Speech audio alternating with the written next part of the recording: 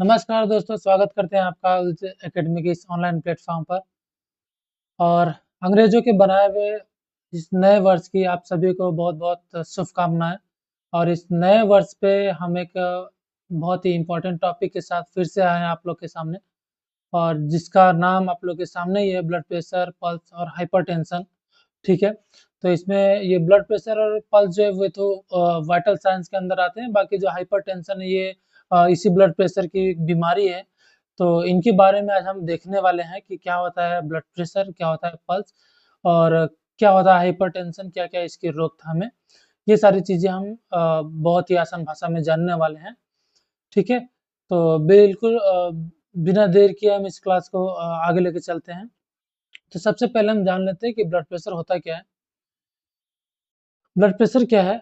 Blood pressure is the force extended by circulating blood on the wall of arteries during the pumping action of the heart। चलिए एकदम simple भाषा में इसको समझते हैं कि ब्लड प्रेशर होता क्या है। मान लीजिए ये हमारा हार्ट है, ठीक है? हार्ट ने क्या किया कि यहाँ से ब्लड को पंप किया, बाहर निकाल दिया। अब ये जो ब्लड बाहर निकल रहा है ये किसके थ्रू निकलेगा? एक आर्टरी के थ्रू निकलेगा, ठीक है? हार्ट ने क्या किया? पंप कर दिया, अब ब्लड बाहर निकला किसके थ्रू? आर्टरी के थ्रू। ये आर्टरी, अब इसमें बह रहा क्या है? ब्लड। जैसे ही हार्ट ने पंप किया ब्लड को, इस ब्लड का इस आर्टरी के वॉल पे लगेगा एक प्रेशर, ठीक है? इस जो ब्लड है आर्टरी के अंदर, उस ब्लड का इसी आर्टरी की दीवार पे प्रेशर लगेगा, और इसी प्रेशर का जो मेजरमेंट होता है वो हम ब्लड प्रेशर के अंदर मेजर करते हैं। ठीक है? चलिए आगे क्या है? It is expressed in millimetre of mercury. इसको हम जो नापते हैं वो किसमें नापते हैं?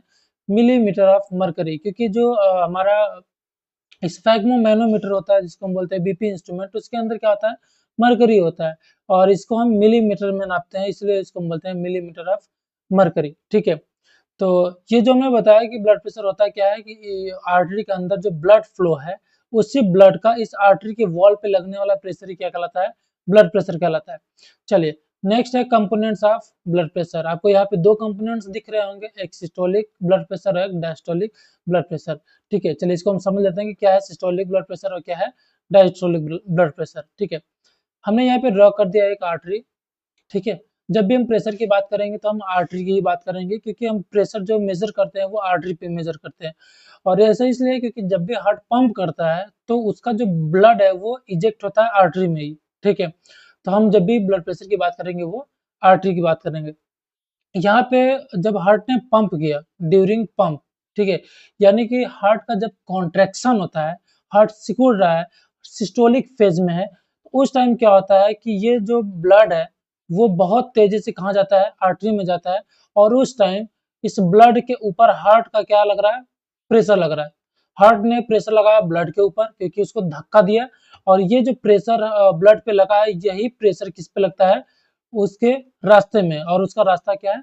आर्टरी। तो जिस टाइम हार्ट कॉन्ट्रैक्ट हो रहा है और बहुत तेजी से फोर्सफुली ब्लड को इजेक्ट करता है, उस टाइम क्या होता है कि जो भी ब्लड इजेक्ट होकर आर्टरी में जाता है उसका प्रेशर इस आर्टरी के वॉल पे जो लगता है उसी को हम बोलते हैं सिस्टोलिक ब्लड प्रेशर। और ये प्रेशर ज्यादा होता है क्योंकि ये हार्ट के द्वारा जनरेट किया जा रहा है, क्योंकि हार्ट ने पंप किया फोर्सफुली, तो वही जो प्रेशर ब्लड के ऊपर लगा है और वही ब्लड का प्रेशर अब आर्टरी के ऊपर लग रही है, उसी को हम बोलते हैं सिस्टोलिक ब्लड प्रेशर। ठीक है? प्रेशर ड्यूरिंग वेंट्रिकुलर कॉन्ट्रैक्शन, जब वेंट्रिकल्स कॉन्ट्रैक्ट होता है और ब्लड इजेक्ट होता है तो वही ब्लड का प्रेशर जो है आर्टरी के ऊपर, उसको हम बोलते हैं सिस्टोलिक ब्लड प्रेशर। ठीक है? इसका नॉर्मल वैल्यू जो होता है वो 120 mm ऑफ Hg होता है। ठीक है?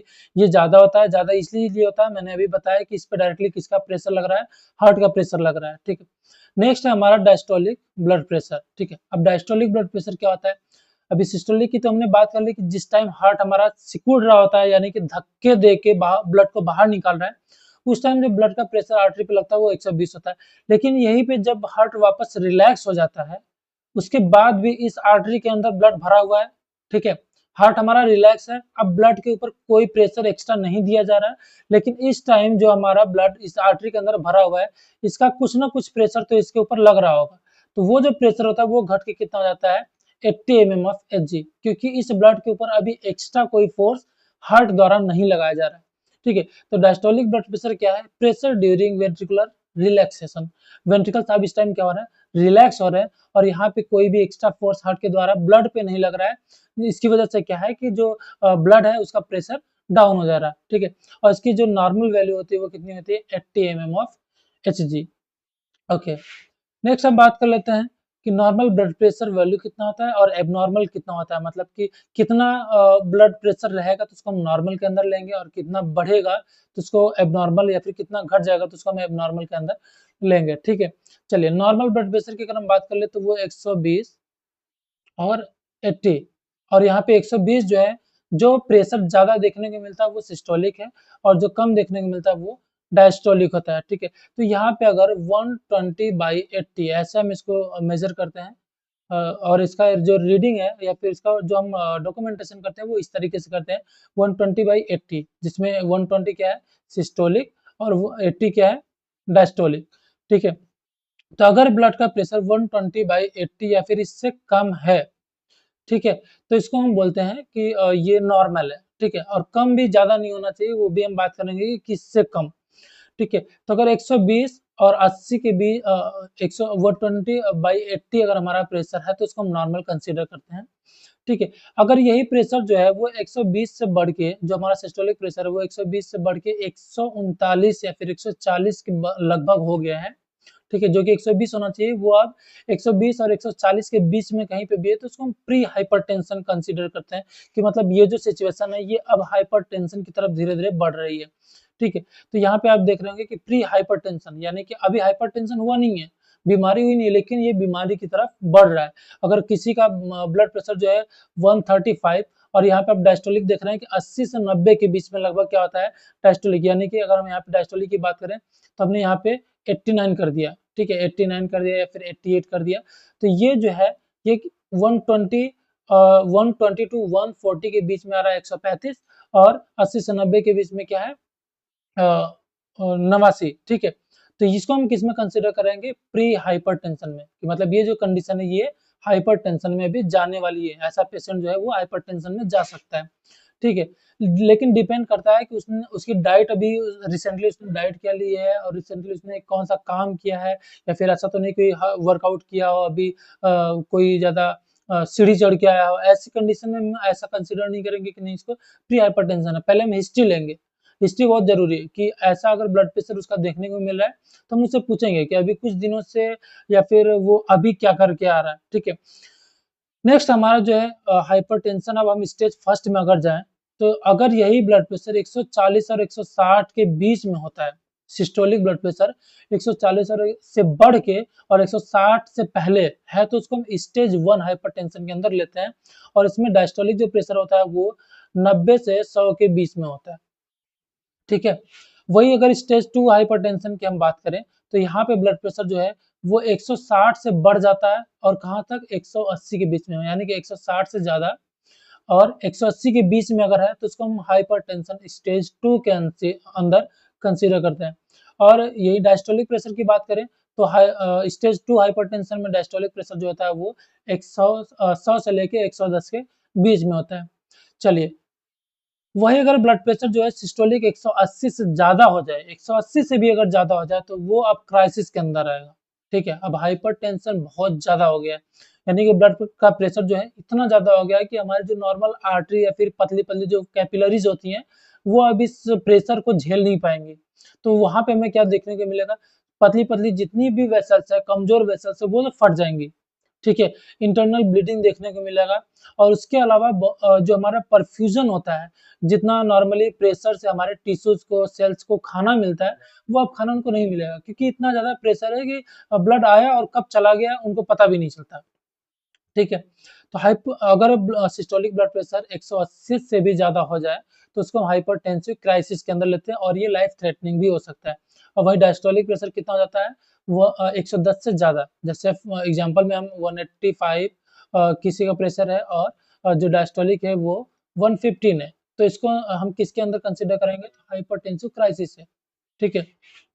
ओके, नेक्स्ट हमारा हाइपोटेंशन, ठीक है। हाइपर का मतलब ज्यादा होता है, हाइपो का मतलब कम होता है। तो ब्लड प्रेशर में सिस्टोलिक अगर 90 से भी कम हो जाए, जो कि नॉर्मली कितना होना चाहिए, 120 होना चाहिए, ये घट के कितना हो जाए, 90 से भी कम हो जाए तो इसको हम किसके अंदर लेंगे, हाइपोटेंशन के अंदर लेंगे, ठीक है। ओके, और वहीं डायस्टोलिक की बात करें तो 60 से कम, जैसे किसी का ब्लड प्रेशर 85 बाई 56 है, तो ये क्या है, हाइपोटेंशन, यानी कि जितना नॉर्मल प्रेशर होना चाहिए उससे भी कम हो रहा है। तो इसमें भी क्या होगा कि परफ्यूजन जो है पूरी तरह से टिश्यूज का वो गड़बड़ हो जाएगा, ठीक है। चलिए, हमने अभी नॉर्मल ब्लड प्रेशर की बात कर ली, वैल्यू की बात कर ली। अब हम बात करेंगे कौन कौन से ऐसे फैक्टर्स हैं जो ब्लड प्रेशर को क्या कर सकते हैं, अफेक्ट कर सकते हैं, ठीक है। चलिए, तो इसमें हम देख लेते हैं सबसे पहले एजिंग फैक्टर। एज जो है वो भी क्या करती है, सीधा सीधा ब्लड प्रेशर को अफेक्ट करती है, ठीक है। अगर हम इन्फेंट से लेके ओल्ड एज तक देखें तो हमारा ब्लड प्रेशर जो है एज के साथ साथ बढ़ता जाता है, ठीक है। तो अगर हम ओल्ड एज की बात करें तो उनके अंदर जो है वो 140, 150 ये ऐसे नॉर्मली हमें देखने को मिल जाता है। तो एज के साथ साथ भी क्या होता है, ब्लड प्रेशर जो है वो ज्यादा कम होता रहता है, ठीक है। नेक्स्ट है हमारा स्ट्रेस एंड इमोशन। अगर हम ज्यादा स्ट्रेस ले रहे हैं या फिर इमोशनल सिचुएशन हमारे सामने, तो वहां पे भी हमें हमारा ब्लड प्रेशर ज्यादा देखने को मिल सकता है। कोई फिजिकल एक्टिविटी हम कर रहे हैं, अभी हमने बताया कि हम सीढ़ी चढ़ के आ रहा है, कोई एक्सरसाइज करके आ रहा है, साइकिलिंग करके आ रहा है, तो इन सारी कंडीशन में भी हमारा ब्लड प्रेशर बढ़ा हुआ देखने को मिल सकता है। नेक्स्ट हमारा बॉडी वेट, ठीक है। बॉडी वेट अगर ज्यादा है, आपने देखा होगा कि जो लोग ओवर वेट होते हैं, ओबेसिटी वाले पेशेंट को हाइपरटेंशन ज्यादा देखने को मिलती है। ऐसा इसलिए होता है क्योंकि फैट की वजह से उसका पेरिफेरल रेजिस्टेंस बढ़ता है, जिससे कैपिलरीज जो होती हैं उनके अंदर वेसो कॉन्स्ट्रिक्शन देखने को मिलता है, ब्लड वेसल सिकुड़ जाती है, और उसके साथ साथ उनके अंदर क्या होते हैं, फैट का कलेक्शन भी होने लगता है, ठीक है। नेक्स्ट हमारा डाइट। अब हमने डाइट किस तरीके की ली है, हमने अभी आपको यहाँ पे बताया कि अगर हम किसी का ब्लड प्रेशर नाप रहे हैं और वो हमें 120 140 के बीच में मिला या फिर 140 भी मिला, तो हम सीधे सीधे ये नहीं बोल देंगे कि नहीं इसको हाइपरटेंशन की बीमारी है और ये लंबे समय से, नहीं, पहले हम उसका हिस्ट्री लेंगे कि आपको ये प्रॉब्लम जो है वो कब से है, या फिर आपने रिसेंटली अभी क्या खाया, या फिर अभी आप क्या करके आ रहे हैं, ठीक है। तो इससे भी वो जो ब्लड प्रेशर है वो अफेक्ट हो सकता है। अभी वो उसने क्या किया कि कोई बहुत ही हाई साल्टी फूड ले लिया, ठीक है, जैसे कि कोई चिप्स वगैरह ले लिया और ज्यादा मात्रा में नमक ले लिया, तो उसकी वजह से भी उसका प्रेशर बढ़ सकता है, ठीक है। या फिर स्मोकिंग या अल्कोहल ले रहा है वो, उसकी वजह से भी उसका प्रेशर बढ़ सकता है। कोई ड्रग ऐसा लिया है जिसकी वजह से ब्लड वेसल्स का कॉन्स्ट्रक्शन हो गया है, ब्लड वेसल सिकुड़ गई हो, या फिर कोई हार्मोनल चेंजेस हो गया हो उसकी वजह से, ठीक है, तो वहां पे भी हमारा ब्लड प्रेशर अफेक्ट हो सकता है, ठीक है। चलिए, नेक्स्ट नेक्स्ट है हमारा हाइपरटेंशन, ठीक है। हाइपरटेंशन का मतलब क्या है, हाई बीपी, ब्लड प्रेशर का बढ़ जाना, वो भी कितने से, 120 120 बाई 80 mm ऑफ एचजी से अगर ब्लड प्रेशर ज्यादा हो जाता है तो उसको हम क्या बोलते हैं, हाई ब्लड प्रेशर या फिर हाइपरटेंशन बोलते हैं, ठीक है। डेफिनेशन हम देख लेते हैं इसकी। Hypertension is a condition in which blood pressure is persistently persistently elevated, ठीक है, लगातार बहुत लंबे समय से, ऐसा नहीं कि अचानक से हुआ और अभी हम सोए थे सुबह उठे तो हमारा 160 है और हम बोल दिए कि नहीं हमें हो गया हाइपरटेंशन, नहीं, ये क्या होता है, धीरे धीरे होता है और उसके बाद लंबे समय तक ऐसा अगर ब्लड प्रेशर एलिवेटेड हमें मिल रहा है, ठीक है, हमने आज चेक किया, फिर हमने एक हफ्ते बाद किया, फिर हमने एक महीने बाद किया, फिर एक साल बाद किया, हमें लगातार ब्लड प्रेशर बढ़ा हुआ मिल रहा है, तो इसका मतलब कि हम हाइपरटेंसिव स्टेज में हैं, ठीक है। तो परसिस्टेंटली अगर ब्लड प्रेशर एलिवेटेड है, बढ़ा हुआ है, एबव नॉर्मल लिमिट्स, ठीक है, नॉर्मल लिमिट से ज्यादा है, यूजुअली कितना, 140 और 90 से ज्यादा, क्योंकि इसके और मतलब 120 और 140 के बीच में हमने प्री हाइपरटेंशन माना था, लेकिन अगर 140 से भी ज्यादा चला जाए तो हम उसको क्या बोलते हैं कि ये स्टेज फर्स्ट का हाइपरटेंशन इसको हो गया, ठीक है। चलिए, अब हम नेक्स्ट टाइप्स की बात कर लेते हैं, टाइप्स ऑफ हाइपरटेंशन। तो दो टाइप्स यहाँ पे हमने यहाँ पे लिखा हुआ है कि हाइपरटेंशन प्राइमरी और सेकेंडरी, ठीक है। प्राइमरी का मतलब क्या है कि इसमें कोई भी सेकेंडरी कॉज नहीं है, ठीक है। हम बोल सकते हैं सीधा सीधा कि क्या कारण है वो हमें पता ही नहीं होता, लेकिन हमें है, ठीक है। तो हम ऐसा मानते हैं कि हो सकता है एज की वजह से हो, ठीक है, एज जैसे जैसे बढ़ती गई वैसे वैसे हमें हाइपरटेंशन की बीमारी होगी, लेकिन एज एक कारण नहीं हो सकता है, इसका जो फिजियोलॉजिकल एग्जैक्ट कॉज होता है वो हमें पता नहीं होता, जिसको हम इडियोपैथी बोलते हैं कि अननोन कॉज, ठीक है। ये फिर हो सकता है कि हेरिडेटरी हो या फिर जेनेटिक हो, ठीक है। जेनेटिक का मतलब, या फिर हम बोल सकते हैं कि फैमिली हिस्ट्री हो, ठीक है। हम क्या बोल सकते हैं इसको, फैमिली हिस्ट्री, अगर हमारे फैमिली में किसी को है, फैमिली में अगर किसी को है तो हो सकता है कि हमें भी एक एज के बाद ये हाइपरटेंशन की कंडीशन देखने को मिल सकती है, लेकिन ये भी मेन कारण नहीं है क्योंकि हमें यहाँ पे कारण पता ही नहीं होता, ठीक है। और accounts for about 90 to 95% case, जितने भी हाइपरटेंशन के मरीज होते हैं उसमें 90 से 95% के ऐसे ही मरीज होते हैं जिनका कॉज पता ही नहीं है। वो उम्र के साथ साथ ऐसा उनको प्रॉब्लम हो गया, अब उनकी फैमिली हिस्ट्री में कोई था तो हो गया, ठीक है, कोई नहीं भी होता है लेकिन उनको हो जाता है। ऐसे 90 से 95% हाइपरटेंशन के मरीज जितने भी होते हैं उसमें से इतने परसेंटेज मरीज जो होते हैं वो अननोन अननोन कॉज के होते हैं कि उनका एग्जैक्ट जो है कॉज नहीं पता होता है, और जिसका कॉज नहीं है कोई रिलेटेड उसको हम बोलते हैं प्राइमरी या फिर इसेंशियल हाइपरटेंशन, ठीक है। नेक्स्ट हमारा सेकेंडरी हाइपरटेंशन, ठीक है। सेकेंडरी हाइपरटेंशन जो है ड्यू टू आइडेंटिफिएबल कॉजेज, कोई एक ऐसा कारण होता है जिनकी वजह से ये प्रॉब्लम, हमारा जो ब्लड प्रेशर है वो बढ़ा हुआ देखने को मिलता है। फॉर एग्जांपल किडनी डिजीज, अगर किडनी डिजीज है किसी पेशेंट को, ठीक है, क्योंकि किडनी का बहुत ही बड़ा रोल होता है हाई ब्लड प्रेशर को मेंटेन करने के लिए, ठीक है। वो कैसे होता है अभी हम उसकी बात करेंगे। किडनी डिजीज हो किसी को, एंडोक्राइन डिसऑर्डर, ठीक है, एंडोक्राइन डिसऑर्डर हो जिसमें हमने यहाँ पे एक वर्ड दिया है रास, रास का मतलब क्या होता है, renin, angiotensin, renin, angiotensin, aldosterone system, ठीक है, रेनिन, एंजियोटेंसिन, एल्डोस्टेरॉन सिस्टम, ठीक है। ये सिस्टम क्या है, और ये सिस्टम जो है वो एंडोक्राइन डिसऑर्डर है और किडनी से भी ये क्या होता है सीधे सीधे जुड़ा होता है, क्योंकि हम अभी बात करेंगे जब राज सिस्टम का, तो ये किडनी से भी जुड़ा हुआ है और हमारे एंडोक्राइन से भी जुड़ा हुआ है, ठीक है। नेक्स्ट हमारा जो सेकेंडरी कॉज हो सकता है, जो कॉज हो सकता है वो प्रेगनेंसी हो सकता है, क्योंकि प्रेगनेंसी में भी रेजिस्टेंस भी डेवलप होता है, क्योंकि जैसे जैसे यूट्रस का साइज बढ़ता जाता है वैसे वैसे जो हमारी ब्लड वेसल्स है वो कहीं ना कहीं क्या होती है, कंप्रेस होती हैं। उसके साथ साथ क्या होते हैं, कुछ प्लेसेंटल हार्मोन्स की वजह से भी क्या होता है, यहाँ पे हमारे ब्लड वेसल्स में कॉन्ट्रैक्शन देखने को मिलता है और उसकी वजह से ब्लड प्रेशर बढ़ा हुआ देखने को मिलता है, ठीक है। और हमने क्या किया, कुछ ड्रग अगर हमने लिया जैसे कि स्टेरॉइड ले रहे हैं या फिर कोई भी कॉन्ट्रासेप्टिव पिल्स ले रहे हैं, जैसे कि हम बोल सकते हैं गर्भ निरोधक दवाई कोई ले रहे हैं, तो वहां पे भी हमें हाइपरटेंशन की कंडीशन देखने को मिल सकती है। चलिए हम अगर बात कर ले राज सिस्टम की, तो राज सिस्टम को हम समझ लेते हैं कि रेनिन, एंजियोटेंसिन और ये एल्डोस्टेरोन सिस्टम है क्या, ठीक है। चलिए इस सिस्टम में हमें कुछ ऑर्गन्स की मदद होती है, जैसे कि सबसे पहले अगर हम बात करें तो लीवर, लीवर जो होता है वहां से एक एंजाइम रिलीज होता है जिसको हम बोलते हैं इसको हम बोलते हैं एंजियोटेंसिनोजन, एंजियोटेंसिनोजन, एंजियोटेंसिनोजन कहाँ से रिलीज होता है, तो लीवर से रिलीज होता है। अब ये जो एंजाइम है उसके साथ मिलता है रेनिन, ओके।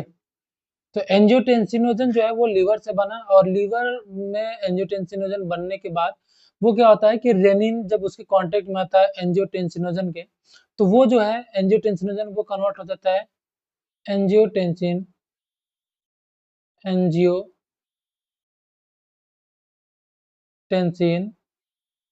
फर्स्ट, ठीक है।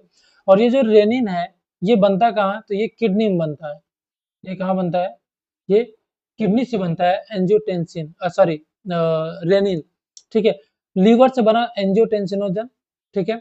और उससे जब एंजियोटेंसिनोजन से जब रेनिन मिला तो रेनिन ने उसको क्या बनाया, एंजियोटेंसिन फर्स्ट, ठीक है। अब ये जो एंजियोटेंसिन फर्स्ट है इससे मिलेगा ACE। अब ACE क्या है, तो ACE है angiotensin converting enzyme, angiotensin converting converting enzyme. और ये एंजियोटेंसिन कन्वर्टिंग एंजाइम कहाँ से बनता है, तो ये बनता है लंग्स से, ठीक है। ये कहाँ से रिलीज होता है, तो लंग्स से रिलीज होता है, ठीक है। अब ये एंजियोटेंसिन कन्वर्टिंग एंजाइम जब इस एंजियोटेंसिन से मिलता है तो इसको कन्वर्ट किसमें कर देता है, एंजियोटेंसिन सेकेंड में, ठीक है। अभी तक हमने देखा कि एंजियोटेंसिनोजन जो है लीवर से बन रहा था और इससे फाइनली क्या बन गया, हमारा एंजियोटेंसिन सेकेंड बन चुका है, ठीक है। अब इस एंजियोटेंसिन सेकेंड जो है इसका काम क्या होता है, तो ये एंजियोटेंसिन का दो काम होता है, ठीक है। पहला काम तो ये होता है कि जो एंजियोटेंसिन सेकेंड है वो जाता है किसके पास, एड्रिनल ग्लैंड के पास। ये गया किसके पास, एड्रिनल ग्लैंड के पास, और वहां से इसने रिलीज कराया सॉल्ट हार्मोन। क्या रिलीज करवाया, सॉल्ट हार्मोन, ठीक है। तो ये जो सॉल्ट हार्मोन है ये करते क्या है, और इस सॉल्ट हार्मोन को हम एल्डोस्टेरॉन के नाम से जानते हैं। यहाँ पे मैं मेंशन कर रहा हूँ एल्डोस्टेरॉन।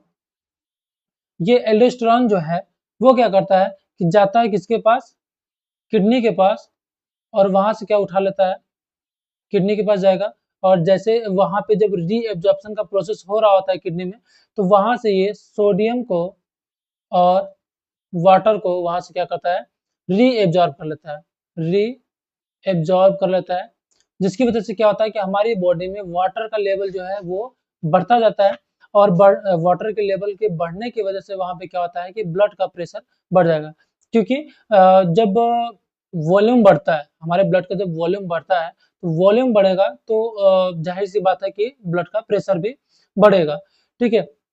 तो इस एल्डोस्टेरॉन ने क्या किया, किडनी से जाके वहां पे रीअब्जॉर्प्शन के प्रोसेस से सोडियम और वाटर को रीअब्जॉर्ब कर लिया, और उसकी वजह से क्या हुआ, हमारा ब्लड प्रेशर बढ़ गया। सोडियम जितना हमारी बॉडी में बढ़ता जाएगा उतना ही वाटर भी क्या होगा, रीअब्जॉर्ब होता जाएगा, और जितना वाटर बढ़ेगा इतना उतना ही ब्लड का वॉल्यूम भी बढ़ेगा, और जैसे ही वॉल्यूम बढ़ेगा हाइपरवोलेमिया की कंडीशन धीरे धीरे होगी, और वहां पे ब्लड प्रेशर भी बढ़ता हुआ दिखेगा। तो एक काम तो इसका ये हो गया कि सोडियम और वाटर को रीअब्जॉर्ब कराना। इस दूसरा इसका काम जो होता है एल्डोस्टेरॉन का वो होता है वेसो कॉन्स्ट्रिक्शन। वेसो कॉन्स्ट्रिक्शन यानी कि ब्लड वेसल्स को कॉन्स्ट्रिक्ट करा के पतला कर देना, और जब ब्लड वेसल्स और पतली हो जाती हैं तो वहां पे लगने वाला प्रेशर क्या होगा, बढ़ जाएगा। क्योंकि आपने देखा होगा जैसे कि कोई पानी एक पाइप हमने ले लिया, उसमें हमने एक नॉर्मल लेवल से पानी फ्लो करा रहे हैं उसमें हम पाइप में, तो उस पाइप के ऊपर उस पानी का एक प्रेशर था लग रहा था, फिर हमने क्या किया कि सेम वाटर का जो लेवल था, पानी का लेवल सेम रखा, लेकिन पाइप को हमने क्या कर दिया, पतला कर दिया, और उस पानी को उसी फोर्स से हम उस पाइप में अगर बहाना शुरू करें तो अब इस पानी का इस पाइप के ऊपर फोर्स ज्यादा लगेगा, ठीक है, प्रेशर ज्यादा लगेगा। तो वहां पे जब ब्लड वेसल्स का कॉन्स्ट्रिक्शन हो जाता है एल्डोस्टेरॉन की वजह से, तो हमारा ब्लड प्रेशर क्या होगा, यहाँ पे बढ़ जाता है, ठीक है।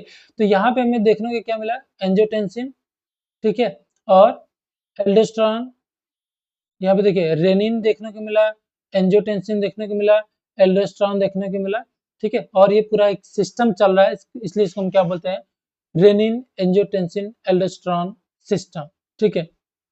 ओके, चलिए नेक्स्ट हम बात कर लेते हैं रिस्क फैक्टर ऑफ हाइपरटेंशन, ठीक है। कौन कौन से रिस्क फैक्टर ऐसे हैं जिनकी वजह से हमारा हाइपरटेंशन जो है वो ट्रीट किया जा सकता है, और मतलब हाइपरटेंशन में हम जा सकते हैं, ठीक है। और कौन कौन से ऐसे रिस्क फैक्टर जिनको मॉडिफाई कर सकते हैं, सही कर सकते हैं, जिसकी वजह से हमारा हाइपरटेंशन जो है वो कंट्रोल हो सके, या फिर इसको हम पूरी तरह से ट्रीट कर सकते हैं, और कुछ ऐसे फैक्टर हैं जिनको हम कभी भी मॉडिफाई नहीं कर सकते हैं, ठीक है। तो सबसे पहले हम मॉडिफाइबल की बात करें कि कौन कौन से फैक्टर जिनको हम सही कर सकते हैं। तो सबसे पहली चीज है कि हमारा हाई सॉल्ट इंटेक, अगर हम बहुत ज्यादा सॉल्टी चीज खा रहे हैं, बहुत ज्यादा नमक वाली चीजें खा रहे हैं, तो हम नमक को बंद कर दें या फिर नमक कम कर दें, तो हमारा हाइपरटेंशन भी धीरे धीरे कंट्रोल हो जाएगा। ओबेसिटी को हम कम कर सकते हैं, मोटापा को कम करेंगे तो हाइपरटेंशन भी धीरे धीरे कम हो जाएगा। फिजिकल इनएक्टिविटी अगर है, बहुत ही सीडेंटरी लाइफ हम जी रहे हैं, बहुत ही आरामदायक जिंदगी जी रहे हैं, तो वहां पे हम क्या कर सकते हैं, थोड़ी सी एक्सरसाइज वगैरह करके भी हम क्या कर सकते हैं, हाइपरटेंशन को कम कर सकते हैं। अनहेल्दी डाइट अगर हम ले रहे हैं, मतलब बिना किसी डाइट चार्ट के कुछ भी लिए जा रहे हैं जिसमें बहुत ज्यादा नमक है, या फिर ऐसी चीजें जो हमारे हाइपरटेंशन को क्रिएट कर सकती हैं, तो उसको हमें क्या करना है, कम करना, उस डाइट को हम कम कर देंगे और हमारा हाइपरटेंशन कंट्रोल हो जाएगा। देखिए हम यहाँ पे रिस्क फैक्टर वही बता रहे हैं जिनको हम क्या कर सकते हैं, मॉडिफाई कर सकते हैं। स्मोकिंग से होता है हाइपरटेंशन, इसको भी हम क्या कर सकते हैं, कंट्रोल कर सकते हैं। एल्कोहल कंजम्पशन, अगर बहुत ज्यादा शराब हम ले रहे हैं तो उसकी वजह से भी क्या हो सकता है, हाइपरटेंशन होता है। स्ट्रेस से होता है, और डायबिटीज मेलाइटस से भी क्या होता है, हाइपरटेंशन देखने को मिलता है। तो ये सारी चीजों को जो है वो हम कंट्रोल कर सकते हैं, उसको हम मॉडिफाई कर सकते हैं। चलिए नेक्स्ट हमारा नॉन मॉडिफाइबल, कुछ ऐसे फैक्टर है जिनको हम मॉडिफाई नहीं कर सकते हैं, ठीक है। जैसे कि इंक्रीजिंग एज, हमारी उम्र धीरे-धीरे बढ़ती जा रही है, जिसकी वजह से हमें हाइपरटेंशन की कंडीशन देखने को मिल रही है। तो हम कुछ भी करके हम अपने एज को कम नहीं कर सकते हैं, ठीक है? नेक्स्ट क्या है? मेल जेंडर, ठीक है? मेल जेंडर, अगर हम मेल हैं, तो हम फीमेल नहीं हो सकते। मेल हैं और इस जेंडर की वजह से अगर हमें हाइपरटेंशन देखने को मिल रहा है, तो उसको हम चेंज नहीं कर सकते हैं। या फिर पोस्ट मेनोपॉज़ल फीमेल है अगर, ठीक है? ऐसी फीमेल्स जिसका जो मेंस्ट्रुअल साइकिल है, जो पीरियड है, वो रुक चुका है, ठीक है? जो कि कितनी एज पे रुकता है? 45 टू 50 सॉरी 35 टू 40 और 50 एज की में जो होता है वो मेंस्ट्रुअल साइकिल कंप्लीटली क्लोज हो जाता है। तो पोस्ट मेनोपॉज़ल यानी कि पीरियड के बाद वाली कंडीशन में कुछ ऐसे हार्मोनल चेंजेस होते हैं जिनकी वजह से ब्लड प्रेशर देखने को मिल सकता है, जिसको हम कंट्रोल नहीं कर सकते हैं, ठीक है? नेक्स्ट है फैमिली हिस्ट्री। अगर हमारे फैमिली में किसी को है और उनकी वजह से मुझे है, तो उसको भी हम चेंज नहीं कर सकते हैं, ठीक है? जेनेटिक फैक्टर, वही चीज़ है कि अगर हमें फैमिली से मिली है तो उसको हम बदल नहीं सकते। और दूसरी चीज़ क्या है? एथनिसिटी, ठीक है? एथनिसिटी का मतलब क्या है? अ, जैसे हम बोलते हैं ना कि काले और गोरों में भेद नहीं करना चाहिए। हम तो नहीं करते, लेकिन हमारी जो बॉडी है, बॉडी का जो फिजिक्स है, वो ज़रूर भेद करती है, ठीक है? कि हम काले हैं, हम मोटे हैं, या फिर हम कैसी जगह पे रहते हैं, उस तरीके से उनका क्या होता है, फिजिकल एक्टिविटी की वजह से भी होता है, जो उनका बॉडी में पल्स रेट, ब्लड प्रेशर, ये सारी चीज़ें जो होती है वो चेंज होती हैं, और कुछ बीमारियों के रिस्क फैक्टर अलग-अलग रेस की वजह से भी क्या होते हैं, अलग-अलग होते हैं, ठीक है? जैसे कुछ लोग जैसे पहाड़ी इलाकों में रहते हैं, ठीक है? तो उनके अंदर हमें कुछ अलग फिजियोलॉजी देखने को मिलेगी, और जैसे अभी हम लोग क्या है, नॉर्मल जगह पे रहते हैं, तो हमारी फिजियोलॉजी थोड़ी-सी अलग देखने को मिलती है, ठीक है? तो अलग-अलग जगह से भी डिपेंड होता है कि उनका ब्लड का प्रेशर क्या होगा, तो उसको भी हम कन्वर्ट नहीं कर सकते, उसको भी हम मॉडिफाई नहीं कर सकते, ठीक है? ओके। नेक्स्ट है हमारा क्लिनिकल मैनिफेस्टेशन। अब कौन-कौन से हमें साइन एंड सिम्पटम देखने को मिलेंगे अगर हमें हाइपरटेंशन की कंडीशन है तो, ठीक है? सबसे पहला क्या है कि ऑफ़न असिम्प्टोमेटिक, अगर हमारा हाइपरटेंशन कोई भी सिम्पटम शो नहीं कर रहा है, तो वो साइलेंट किलर है। कब हमारी मृत्यु हो जाएगी हमें पता भी नहीं है, ठीक है? चलिए, एक हम यहाँ पे आपको होमवर्क देते हैं कि एक इन्फैंट या फिर नियोनेट, न्यूबॉर्न की हम अगर बात करें, न्यूबॉर्न की बात करें, तो इसके अंदर साइलेंट किलर क्या होता है? एक न्यूबॉर्न बच्चे में साइलेंट किलर हम किसको बोलते हैं? एडल्ट में तो हमने बोल दिया कि हाइपरटेंशन जो होती है इसको हम साइलेंट किलर बोलते हैं, ठीक है? न्यूबॉर्न आप कमेंट सेक्शन में ज़रूर बताएँगे। तो अगर असिम्प्टोमेटिक हमारा हाइपरटेंशन है तो उसको हम साइलेंट किलर बोलेंगे, क्योंकि बिना किसी सिम्पटम के इसने क्या किया, ऐसे कुछ फिजियोलॉजिकल चेंजेस किए जो लाइफ थ्रेटनिंग हो गई, और इसमें पेशेंट की डेथ भी हो जाती है। नेक्स्ट क्या है? हेडेक, इसमें हेडेक होता है, ठीक है? डिज़ीनेस होता है, उसके बाद क्या है? पाल्पिटेशन देखने को मिलता है, ब्लड विज़न देखने को मिलेगा, और नेज़ल ब्लीडिंग भी देखने को मिल सकती है अगर सीवियर केसेस है तो, ठीक है? नेज़ल ब्लीडिंग के साथ-साथ और भी जितनी भी फाइन आर्टरीज़, कैपिलरीज़ हैं, वहाँ पे ब्लीडिंग देखने को मिल सकती है, ठीक है? नेक्स्ट हमारा पाल्पिटेशन। पाल्पिटेशन क्या होता है? पाल्पिटेशन हम ऐसा बोल सकते हैं कि जैसे हमारा जो हार्ट है, ऐसा लगेगा कि वो किसी रेस में दौड़ रहा है, ठीक है? बहुत ज़्यादा तेज़ी से कभी चलने लगेगा, कभी वो मिस कर देगा बीट करना, कभी वो ऐसा लगेगा कि जैसे उछल-उछल के बाहर आने की कोशिश कर रहा है, ठीक है? बहुत ही पाउंडिंग जो होता है हार्ट बीट देखने को हमें यहाँ पे मिलता है पाल्पिटेशन में, ठीक है? डिज़ीनेस का मतलब क्या होता है कि फीलिंग ऑफ इम्बैलेंस, उसको लगेगा जैसे वो ठीक से खड़ा नहीं हो पा रहा है, उसको चक्कर आ रहा है, ठीक है? और ऐसा ये जो सारी कंडीशन है वो ऐसा इसलिए देखने को मिलता है, क्योंकि हमने बताया कि जब ब्लड का प्रेशर बहुत ज़्यादा होता है, तो यहाँ पे परफ्यूजन जो होता है, परफ्यूजन वो कम हो जाता है, और परफ्यूजन कम होगा तो हमारे ब्रेन में भी जो होता है ठीक से परफ्यूजन नहीं होगा, और जब ठीक से खाना नहीं मिलता है तो सारे ब्रेन जो होता है वो प्रॉपर्ली फंक्शन नहीं करता, जिनकी वजह से ब्लड विज़न देखने को मिलता है, और पाल्पिटेशन ये सॉरी डिज़ीनेस देखने को मिलता है, हेडेक देखने को मिलता है, ठीक है? चलिए नेक्स्ट अगर हम बात कर लें डायग्नोसिस की, तो डायग्नोसिस हम इसमें क्या-क्या कर सकते हैं, तो सबसे पहली चीज़ है कि हम बार-बार क्या करेंगे, उसका ब्लड प्रेशर मेज़र करेंगे, ठीक है? लगातार क्या करेंगे, उसका हम ब्लड प्रेशर मेज़रमेंट करते रहेंगे। नेक्स्ट हम क्या करेंगे, ईसीजी करके देख लेंगे, ठीक है? कि कोई जो हम अभी अभी हमने बताया पाल्पिटेशन हमें इसमें देखने को मिलता है, तो इसमें हम हार्ट के रिदम को और रेट को भी हम ईसीजी करके देखेंगे। नेक्स्ट हम ब्लड टेस्ट कर सकते हैं, ठीक है? ब्लड टेस्ट के अलावा हम यूरिन एग्ज़ामिनेशन, जैसे कि पॉलीयूरिया जैसी कंडीशन, सॉरी प्रोटीन यूरिया जैसी कंडीशन अगर कोई है। प्रोटीन यूरिया क्या होता है कि यूरिन के साथ प्रोटीन का बाहर निकल जाना, ठीक है? और प्रोटीन करता क्या है, प्रोटीन जो होता है, जैसे कि एल्ब्यूमिन की अगर हम बात करें, तो एल्ब्यूमिन जो है वो ब्लड में ऑन्कोटिक प्रेशर को मेंटेन करता है। और ऑन्कोटिक प्रेशर क्या करता है कि ब्लड के अंदर फ्लूइड को या फिर ब्लड वैल्यू को क्या करता है, वॉल्यूम को क्या करता है, मेंटेन करके रखता है। ठीक है। लिपिड प्रोफाइल हम करते हैं, लिपिड प्रोफाइल में हम क्या करते हैं, एलडीएच और एचडीएल, सॉरी एलडीएल और एचडीएल को हम क्या करते हैं, यहाँ पे देखते हैं इसका नॉर्मल वॉल्यूम कितना है। एलडीएल जो है वो लो डेंसिटी लाइपोप्रोटीन होता है और एचडीएल जो होता है वो हाई डेंसिटी लाइपोप्रोटीन होता है। हमारी बॉडी के लिए एचडीएल गुड होता है, इसको हम गुड कोलेस्ट्रॉल भी बोलते हैं, और ये जो होता है हमारी बॉडी के लिए बैड होता है, इसको हम बैड कोलेस्ट्रॉल बोलते हैं। ठीक है। यहाँ पे एलडीएल का जो लेवल है वो नॉर्मल से ज्यादा नहीं होना चाहिए। ठीक है। क्योंकि अगर ये जितना ज़्यादा होगा एलडीएल, उतना ही ज़्यादा हमारे ब्लड वेसल्स के अंदर ये क्या होगा, इकट्ठा होता जाएगा, और कहीं न कहीं ये कार्डियोजेनिक डिसऑर्डर भी कॉज कर सकता है। ठीक है। चलिए, नेक्स्ट हम अगर बात करें मैनेजमेंट की, तो हम कौन-कौन सा मैनेजमेंट हाइपरटेंशन की कंडीशन में दे सकते हैं।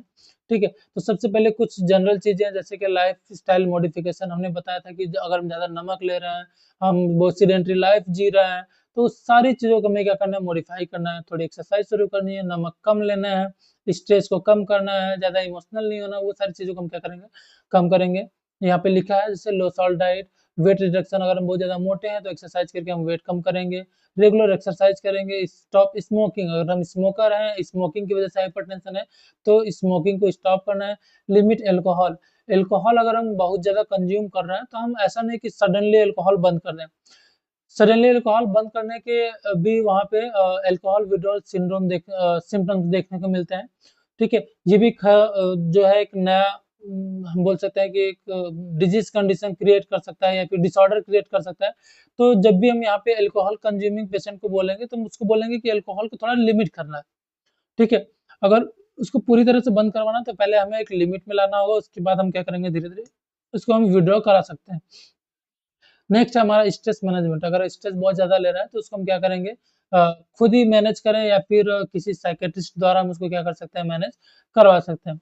नेक्स्ट हमारा ड्रग थेरेपी, कुछ दवाइयाँ जो है हाइपरटेंशन की कंडीशन में हम दे सकते हैं, जैसे कि डाययूरेटिक्स। ठीक है। डाययूरेटिक्स में हम लूप डाययूरेटिक्स देते हैं, जो फ्लोसेमाइड नाम से आता है। लूप डाययूरेटिक्स के अलावा भी कुछ डाययूरेटिक्स होते हैं। ठीक है। वो आपका होमवर्क है, आप इसको कमेंट बॉक्स में ज़रूर लिखेंगे कि कौन-कौन से डाययूरेटिक्स और होते हैं। ठीक है। नेक्स्ट हमारा बीटा ब्लॉकर्स। ठीक है। बीटा ब्लॉकर्स हम देख सकते हैं। बीटा ब्लॉकर्स वो दवाइयाँ होती हैं जिनके लास्ट में हमें LOL लॉल देखने को मिलता है। फॉर एग्जांपल मेटोप्रोलॉल, एटिनोलॉल, प्रोप्रेनोलॉल, लेबेटोलॉल, ये सारी जो दवाइयाँ हैं वो हम बीटा ब्लॉकर के अंदर लेते हैं, और इसको हम हाइपरटेंशन की कंडीशन में देते हैं। नेक्स्ट हमारा ACE इनहिबिटर। ACE हमने बताया था कि एंजियोटेंसिन कन्वर्टिंग एंजाइम जो होता है हमारे लंग से रिलीज होता है, इसको हम इनहिबिट कर देंगे। ठीक है। और ये ACE जो था वो क्या कर रहा था कि राज सिस्टम को कंप्लीट करने में हेल्प कर रहा था। तो राज सिस्टम क्या कर रहा था कि ब्लड प्रेशर को इनडायरेक्टली क्या कर रहा था, बढ़ा रहा था। ठीक है। क्योंकि ये एल्डोस्टेरोन को रिलीज करा रहा था, एल्डोस्टेरोन जाके सोडियम और वाटर को उठा रहा था, जिसकी वजह से हमारे ब्लड का प्रेशर बढ़ रहा था। तो अगर ब्लड का प्रेशर ऑलरेडी बढ़ा हुआ है, तो हम इसको, ये जो हमारा चैन है राज सिस्टम का, उसको हमें तोड़ना है, तो हम क्या करेंगे कि कहीं न कहीं बीच से जो है वो चीज़ों को हम रोकना शुरू करेंगे, और हम ACE इनहिबिटर देंगे। ठीक है। एंजियोटेंसिन कन्वर्टिंग एंजाइम को रोकेंगे, जिससे हमारा एंजियोटेंसिन 1 था, फर्स्ट था, वो एंजियोटेंसिन सेकंड में कन्वर्ट नहीं हो पाएगा, और हमारा जो राज सिस्टम है वो कंप्लीट नहीं होगा। ठीक है। और ऐसी कौन सी दवाई होती है जिनके लास्ट में प्रिल आता है, जैसे कैप्टोप्रिल, एनालाप्रिल और रेमिप्रिल, ये दवाइयाँ जो होती है वो हम हाइपरटेंशन की कंडीशन में दे सकते हैं। नेक्स्ट हमारा कैल्शियम चैनल ब्लॉकर। ठीक है। कैल्शियम चैनल ब्लॉकर जो है, इसके लास्ट में डिपिन वर्ड आता है। ठीक है। जैसे एम्लोडिपिन, निफिडिपिन, ये दवाइयाँ हम किस में देते हैं, हाइपरटेंशन में देते हैं। नेक्स्ट हमारा ARBS। ARBS क्या है कि एल्डोस्टेरोन रिसेप्टर ब्लॉकर्स। ठीक है। एल्डोस्टेरोन जाके किडनी के ऊपर रिएक्ट कर रहा था, जिसकी वजह से वो क्या कर रहा था, वहां से सोडियम को उठा रहा था और वाटर को एब्जॉर्ब करा रहा था। तो हमें क्या करना है कि जिस रिसेप्टर के ऊपर एल्डोस्टेरोन काम कर रहा था, उसी रिसेप्टर को ब्लॉक कर देना है, और उसके लिए हम कुछ दवाइयां देंगे जिनके पीछे लगा होता है सार्टन, जैसे कि लोसार्टन। ठीक है। और वालसार्टन, और क्या है, कैंडिसार्टन, ये सारी दवाइयां हम क्या कर सकते हैं, हाइपरटेंशन की कंडीशन में मरीज को दे सकते हैं। ठीक है। ओके। नेक्स्ट हमारा कॉम्प्लिकेशन, हाइपरटेंशन से होने वाले कौन-कौन से कॉम्प्लिकेशन है उसके बारे में हम बात कर लेते हैं। ठीक है। स्ट्रोक, स्ट्रोक क्या है कि हमारे ब्रेन को अगर खाना नहीं मिल पा रहा है, और खाना ब्रेन का है क्या? ब्लड है, ठीक है? तो ब्लड क्यों नहीं मिल पा रहा है? क्योंकि हमने बताया था कि परफ्यूजन प्रेशर जो होता है वो कम हो जाता है, और ब्लड गया और अचानक से वहाँ से मूव करके चला आया। जब तक ब्लड टिश्यू के पास परफ्यूज नहीं होगा, तब तक ब्लड हमारी आर्टरी में है, हमारी बॉडी में है, उसका होने ना होने का कोई मतलब नहीं है, ठीक है? नेक्स्ट हमारा मायोकार्डियल इंफार्क्शन। यहाँ पे भी क्या होगा कि हो सकता है छोटी-छोटी ब्लड वेसल्स जो हैं, उनके अंदर वो रप्चर भी हो सकती हैं, क्योंकि प्रेशर बढ़ रहा है ज़्यादा। तो जो हमारी हार्ट के ऊपर सप्लाई करने वाली जो आर्टरीज़ हैं, जिनको हम कोरोनरी आर्टरी बोलते हैं, वो काफ़ी पतली होती हैं, और वो ईज़िली क्या हो जाती हैं, डैमेज भी हो जाती हैं, ठीक है? तो हो सकता है वो उनकी डैमेज होने की वजह से आगे का सर्कुलेशन रुक गया, और वहाँ पे मायोकार्डियल इंफार्क्शन भी हो सकता है। नेक्स्ट हमारा हार्ट फेलियर है। अगर एमआई की कंडीशन है, तो वो सीवियर होके हार्ट फेलियर का भी कंडीशन बन सकती है। नेक्स्ट क्या है? किडनी फेलियर और रेटिनोपैथी। अगर परफ्यूजन प्रेशर नहीं हो रहा है, ब्लड प्रॉपर नहीं जा रहा, तो किडनी, आईज, हार्ट, ब्रेन, ये क्या जितने भी ऑर्गन है वो धीरे-धीरे क्या करेंगे? अपना काम करना बंद कर देंगे, ठीक है? चलिए, तो अभी तक हमने बात की किसकी? हाइपरटेंशन की। अब हम बात करेंगे पल्स की, ठीक है? पल्स क्या होता है? डेफिनेशन से हम शुरू करते हैं पल्स को। Pulse is the palpable rhythmic expansion and contraction of an artery produced by the ejection of blood from the left ventricle during systole, ठीक है? देखिए, ये है ब्लड वेसल्स, ठीक है? हार्ट ने जब पंप किया ब्लड को बहुत ही तेजी से, जब रैपिड इजेक्शन होता है, तो ये ब्लड जब इस आर्टरी में मूव कर रहा होता है, तो ये इसको डायलेट करते हुए मूव करता है, ठीक है? क्योंकि इसके ऊपर प्रेशर देके इसको धक्का दिया गया है। एक पाइप थी, हमने क्या किया, इस पाइप में एक बड़ा सा चैम्बर लगाया, ठीक है? एक बल्ब लगाया, उसके बाद हमने क्या किया, इस बल्ब में भरा हुआ है पानी, ठीक है? हमने अचानक से पानी को इस बल्ब से पुश किया, तो वो जो प्रेशर के साथ पानी अगर उस पाइप में आगे बढ़ेगा, तो वो क्या करेगा, पाइप को हल्का सा डायलेट करते हुए आगे की तरफ बढ़ेगा, ठीक है? तो जब ये कॉन्ट्रैक्शन होता है हार्ट का, और ये जो हमारी आर्टरी है वो जब एक्सपेंड होती है, फूलती है, ठीक है? उसके बाद इसका जब रिलैक्सेशन होता है, यानी कि हमारा जो हार्ट है वो रिलैक्स होता है, तो ये जो एक्सपेंशन था, आर्टरी हमारी जो फैली थी, वो अब धीरे से क्या होगी, रिलैक्स हो जाएगी, और ये प्रोसेस लगातार हर एक बीट के साथ होता रहता है। हार्ट ने पंप किया, रिलैक्स किया, पंप किया, रिलैक्स किया, और यही जो आर्टरी के ऊपर हमें एक्सपेंशन एक्सपेंशन और कॉन्ट्रैक्शन ये देखने को मिलता है, इसी को हम क्या बोलते हैं, पल्स देखने को मिलते हैं। सॉरी, इसको हम क्या बोलते हैं, पल्स बोलते हैं, ठीक है? It reflect the heart rate, rhythm and strength of cardiac activity. ये क्या करता है कि हमारे हार्ट का जो है rate, rhythm and strength of cardiac activity, मतलब कि हमारे हार्ट की कितना स्ट्रेंथ है, ये सारी चीजें हम पल्स से बता सकते हैं, ठीक है? नेक्स्ट हमारा कॉम्प्लिकेशन ऑफ हाइपरटेंशन। सॉरी, यहाँ पे कॉम्प्लिकेशन ये नहीं है।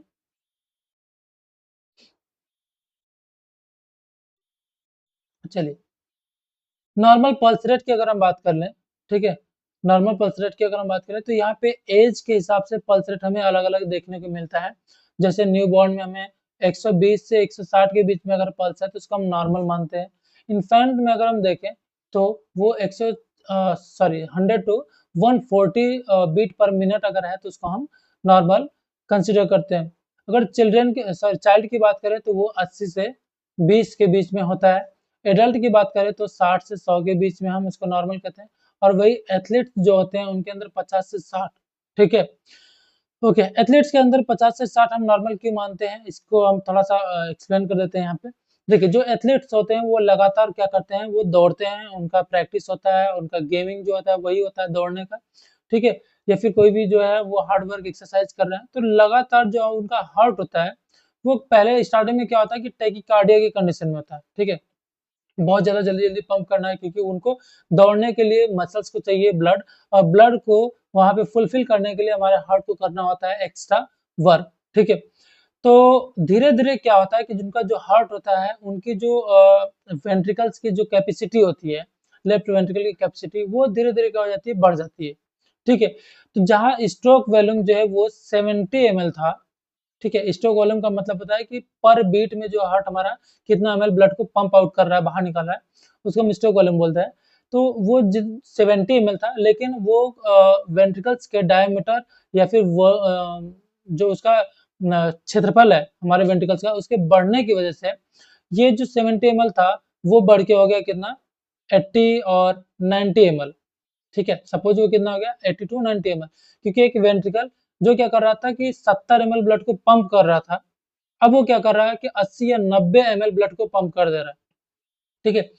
तो जो काम हमारे अंदर 60 से 100 के बीच में कंप्लीट हो रहा था, अब वो मतलब कि जो एथलीट्स हैं उनके अंदर वो 50 से 60 बार पंप करके भी वो उस रिक्वायरमेंट को फुलफिल कर देता है, क्योंकि जो ब्लड पंप आउट हो रहा था हमारे अंदर 70 ml हो रहा है, तो एथलीट्स के अंदर 80 से 90 ml जो था वो पंप आउट हो जाता है, ठीक है।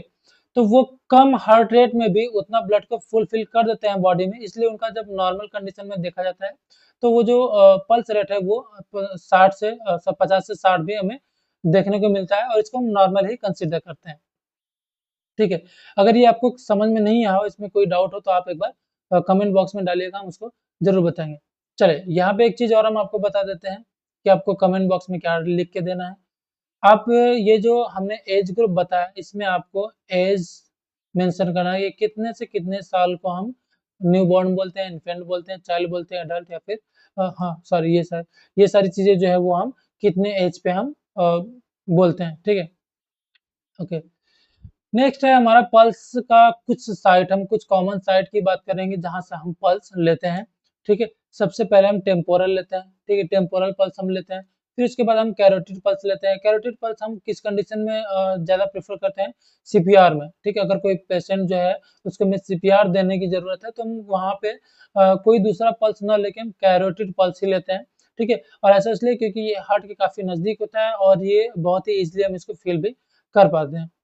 नेक्स्ट हमारा ब्रेकियल पल्स, आप यहाँ पे देख रहे हैं कि ये क्या है, ब्रेकियल पल्स है। कैरोटिड यहाँ गर्दन के पास से हम लेते हैं। टेम्पोरल जो होता है वो टेम्पोरल आर्टरी के पास होता है, टेम्पोरल रीजन के पास होता है, ठीक है। रेडियल जो होता है वो मोस्ट कॉमन यूज है, जो कि हम क्या करते हैं नॉर्मली पेशेंट का लेते हैं, वो कहाँ से लेते हैं, किस साइड से लेते हैं, तो रेडियल से लेते हैं, ठीक है। उसके बाद हमारा क्या है फीमोरल, यहाँ पे आप देख सकते हैं यहाँ पे क्या है फीमोरल है, फीमोरल पल्स हम ले सकते हैं। पॉप्लिटियल जो है वो नी के पीछे, जो नी होता है हमारा ये इंटीरियर हिस्सा, तो इसके पीछे वाले हिस्से से हम क्या करते हैं, जो इस तरीके का बना होता है, ये थाई है, ठीक है, ये हमारा एंटीरियर है और ये पोस्टीरियर है, तो यहाँ पे हमें पॉप्लिटियल पल्स देखने को मिलता है, ठीक है। पोस्टीरियर टीबियल से हम ले सकते हैं, यहाँ पे जो होता है, यहाँ पे आप जो आपकी घुट्टी यहाँ पे देखने को मिलती है, उसके जस्ट पीछे आप यहाँ से पल्स भी ले सकते हैं।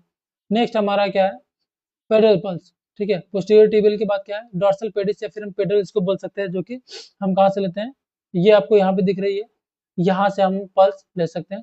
एपिकल पल्स हम ले सकते हैं, और एपिकल पल्स हम कहाँ से लेते हैं, डायरेक्ट हम किसके ऊपर हाथ रख के पल्स लेते हैं, हार्ट के ऊपर पल्स लेते हैं, ठीक है।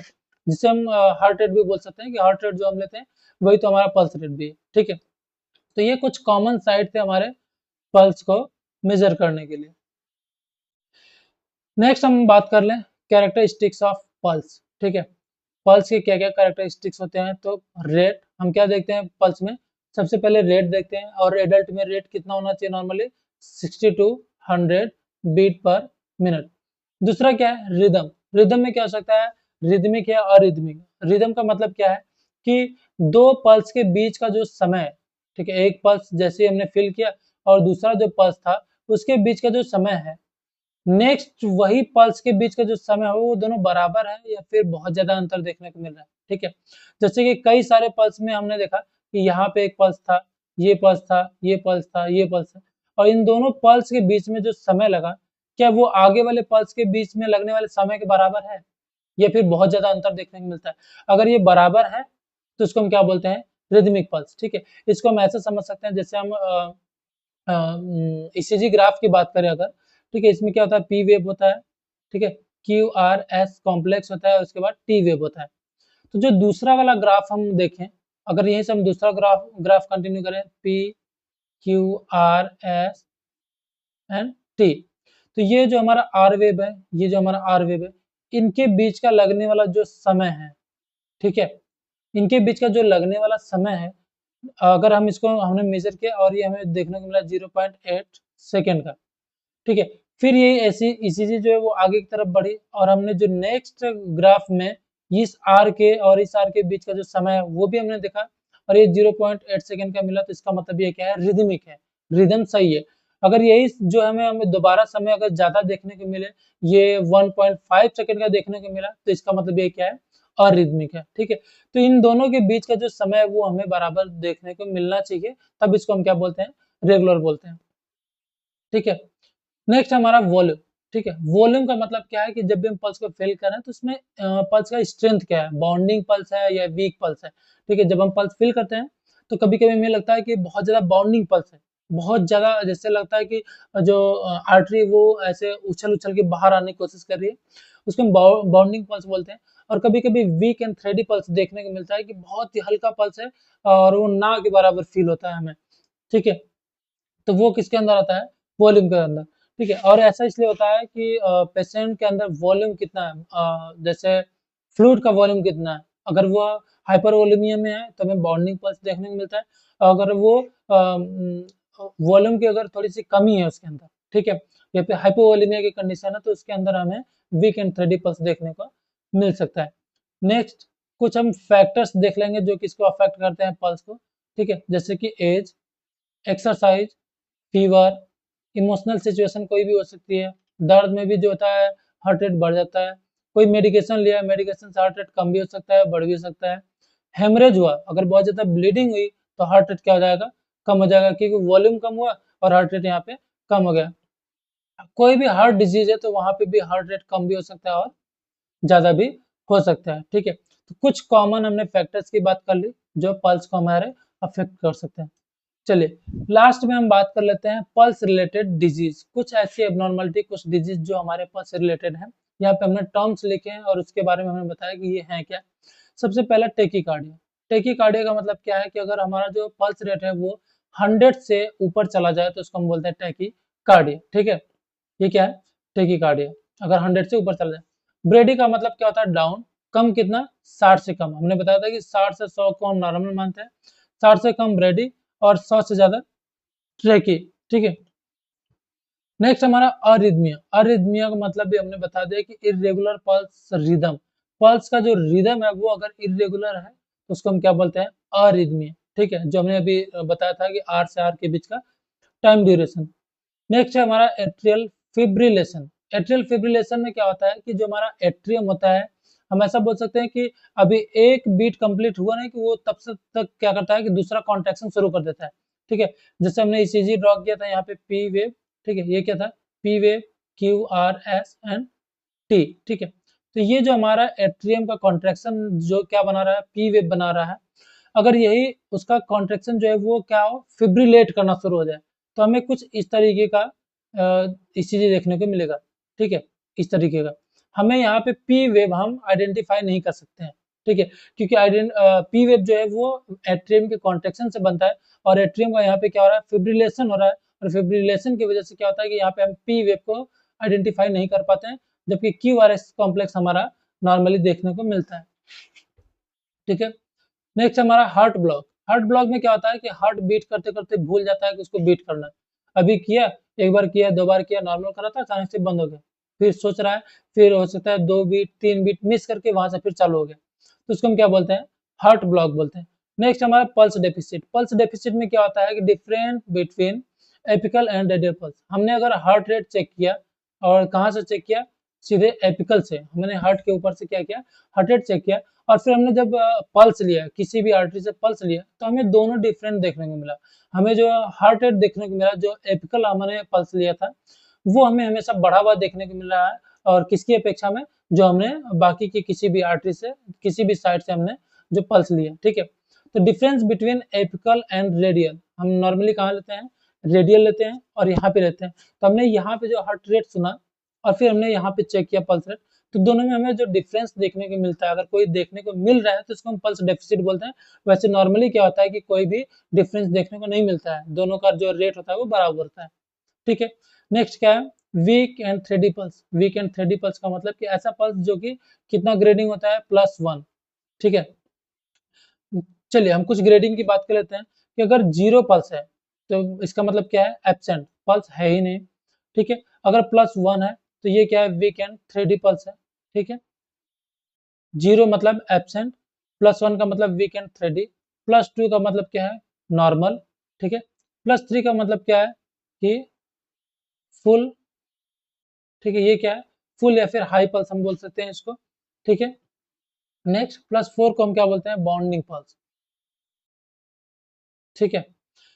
तो यहाँ पे क्या है, वीक एंड 30 पल्स का मतलब seen in shock and haemorrhage, अगर बहुत ज्यादा ब्लीडिंग हो गई है, ब्लीडिंग कंडीशन में हमने बताया था कि वीक, जैसे ही ब्लीडिंग होगी, वॉल्यूम कम होगा, वहां पे हमें पल्स जो है वो वीक देखने को मिलेगी।